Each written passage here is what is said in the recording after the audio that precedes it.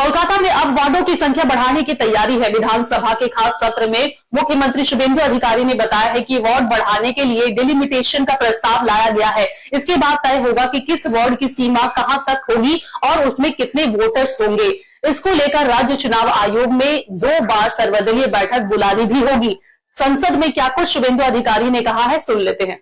आज के 209টা আনার যে প্রস্তাব মাননীয় মন্ত্রী এনেছেন, এটা ওয়ার্ড সংখ্যা বাড়ানোর জন্য। এরপরে যে প্রক্রিয়াগুলো হবে সেটা হচ্ছে ওয়ার্ডের বাউন্ডারি, ওয়ার্ডের ভোটার সংখ্যা, জনসংখ্যা ইত্যাদি নির্ধারণ করবে স্টেট ইলেকশন কমিশন। এই দায়িত্বটা দেবে আমাদের ল্যান্ড ডিপার্টমেন্ট এবং যারা কলকাতা জেলার প্রশাসনের দায়িত্ব রয়েছেন।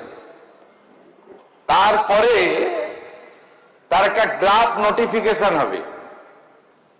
সেই ড্রাফট নোটিফিকেশনে ন্যূনতম 7 দিন, 15 দিনও দেওয়া যেতে পারে, মানে দেওয়া হয় আর কি, প্র্যাকটিসেস।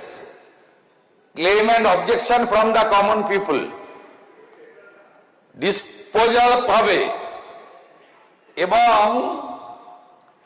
2টো অল পার্টি মিটিং ডাকতে হবে স্টেট ইলেকশন কমিশনকে, যার এখন চেয়ারম্যান হচ্ছেন আইএস কৃষ্ণা গুপ্তা।